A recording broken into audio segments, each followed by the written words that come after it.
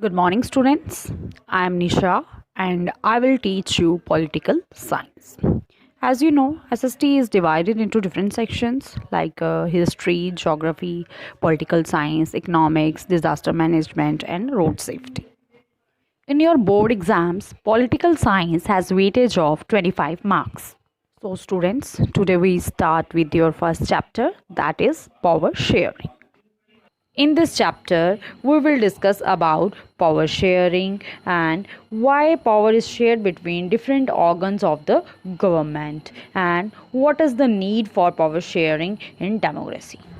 Before reading the chapter, I will explain you what is the meaning of power sharing.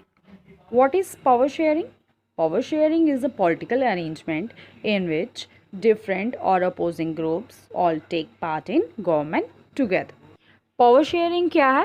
Power sharing एक ऐसा political arrangement है जिसमें different groups हो गए, different levels हो गए, ये सारे ग्रुप्स जो हैं एक साथ गवर्नमेंट का हिस्सा बनते हैं थ्रू इलेक्शंस।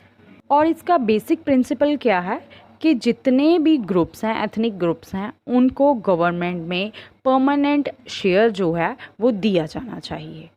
जैसे बेल्जियम जो है वो पावर शेयरिंग की एक बेस्ट एग्जाम्पल है। अब देखिए बेल्जियम में किस तरह से पावर जो है उसको शेयर किया गया। बेल्जियम में मैक्सिमम 2 कम्युनिटी के लोग थे। 59% डच स्पीकिंग लोग थे और 40% फ्रेंच स्पीकिंग पीपल थे। जो बेल्जियम की गवर्नमेंट थी वो इन दोनों ग्रुप्स में इक्वली बट गई, डिवाइड हो गई। एक डच स्पीकिंग लोगों का ग्रुप था और दूसरा फ्रेंच स्पीकिंग लोगों का ग्रुप था। इस यहाँ पर क्या हो गया कि जो पावर थी वो दोनों ग्रुप्स को बराबर में दे दी गई। दोनों ग्रुप्स के इक्वल रिप्रेजेंटेटिव जो थे वो चुने जाते थे और जो उनके मिनिस्टर्स थे उन्होंने ये गवर्नमेंट ने ये डिसाइड कर लिया कि दोनों ग्रुप्स के हमने क्या करने हैं, इक्वल नंबर ऑफ मिनिस्टर्स जो हैं वो दोनों ग्रुप से हम चुनेंगे सेंट्रल गवर्नमेंट के लिए। अब यहाँ पर दोनों कम्युनिटीज़ को इक्वल राइट्स दे दिए गए। जो डच स्पीकिंग पीपल थे वो अपने मिनिस्टर्स चुनते थे अपनी कम्युनिटी के, जो फ्रेंच स्पीकिंग वाले थे वो अपनी कम्युनिटीज़ के मिनिस्टर्स जो हैं वो उनको चुनते थे। तो यहाँ पर आपने देखा कि किस तरह से पावर को दोनों कम्युनिटीज़ के बीच में इक्वली डिवाइड किया गया है ताकि पूरी कंट्री का जो सिस्टम है एक स्मूथ तरीके से चले और लोगों को इक्वल राइट्स मिले। नेक्स्ट अभी हम आपके आगे रीडिंग स्टार्ट करेंगे। आपका पेज नंबर 2 है जिसमें आपकी ये जो है स्टार्टिंग में 2 स्टोरीज़ दी गई हैं। सबसे पहले बेल्जियम के बारे में बताया गया है, उसके बाद आपको श्रीलंका के बारे में बताया गया है। आपने इसकी रीडिंग जो है वो पूरी अच्छी तरह से खुद रीड आउट करना है। मैं साथ साथ में आपको इसका मीनिंग जो है वो बताती जाऊँगी। यहाँ पे स्टार्टिंग में आप देखेंगे कि बेल्जियम जो है वो एक छोटी सी कंट्री है यूरोप की, जिसका एरिया जो है वो हमारे हरियाणा से भी कम का है। इसकी बॉर्डर साइड पे फ्रांस, नीदरलैंड, जर्मनी, लग्जमबर्ग जो कंट्री हैं वो इसकी बॉर्डर साइड पे कंट्रीज़ हैं ये वाली, ठीक है। और इसकी जो पॉपुलेशन है वो 1 करोड़ से भी कम की है, जबकि हमारी हरियाणा की आधी पॉपुलेशन के बराबर भी इसकी पॉपुलेशन जो है वो नहीं है। छोटी कंट्रीज़ की जो एथनिक कंपोजिशन होती है वो बड़ी ही ज़्यादा कॉम्प्लेक्स होती है। एथनिक कंपोजिशन का क्या मीनिंग हो गया? एथनिक यहाँ पर आ गया कि जो सोशल डिवीज़न के बेस पर हमने जो अपना कल्चर के बेस पर अपनी डिवीज़न की होती है, हमने अपने आप को डिवाइड करके लोगों ने अलग अलग कम्युनिटी बेसिस पे डिवाइड हो गए हैं। जो लोग जिनकी सेम थिंकिंग होगी, सेम उनके इंटरेस्ट होंगे, उनका अलग से ग्रुप बन जाएगा। दूसरे लोगों का कुछ अलग ग्रुप होगा, उनके कुछ अलग इंटरेस्ट होंगे तो उनका एक अलग से ग्रुप बन जाएगा।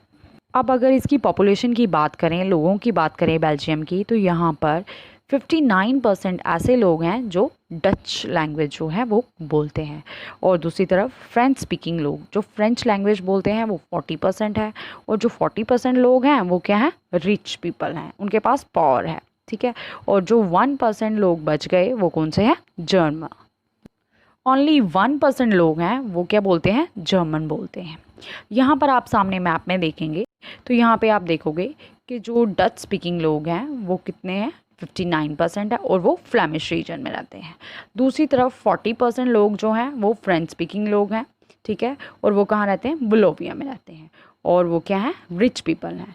और जो यहाँ पर आप देखोगे इसकी कैपिटल, बेल्जियम की कैपिटल क्या है, ब्रसल्स है। तो यहाँ पर 80% लोग जो हैं वो फ्रेंच बोलते हैं और 20% जो हैं वो डच बोलते हैं।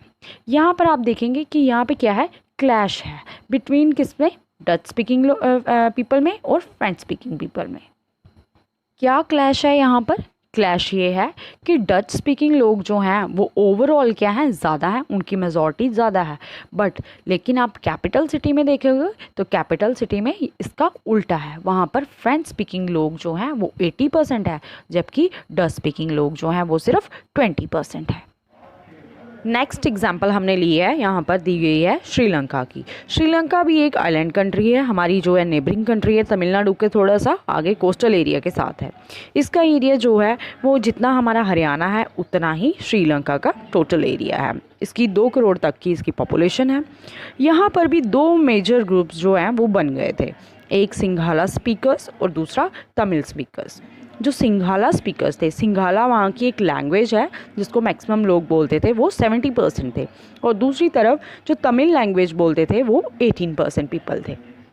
जो तमिल स्पीकर्स थे जिनकी रेशो 18% थी, उन्होंने भी आगे अपने 2 सब ग्रुप्स बनाए थे। जो 13% थे वो थे जो श्रीलंका के तमिल्स थे, श्रीलंका में ही रहते थे और तमिल लैंग्वेज बोलते थे। और रेस्ट जो 5% बच जाते थे वो कौन थे, वो इंडियन तमिल्स थे। वो इंडिया से गए हुए प्लांटेशन वर्कर जो थे, वो हमारे इंडिया के तमिल लोग जो हैं वहाँ पर जाकर श्रीलंका में जाकर रहने लगे थे।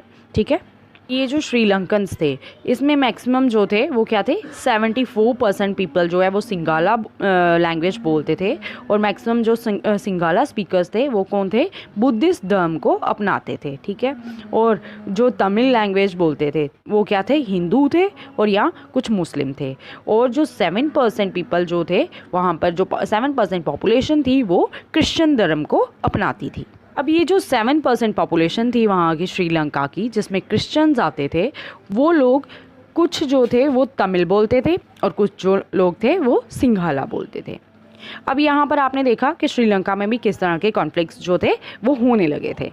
ठीक है, अब ये ऐसी 2 ये एग्जांपल्स आपने पढ़ी बेल्जियम एंड श्रीलंका की, तो वहाँ पर आपने अभी समझा कि किस तरह से वहाँ के हालात हो गए थे।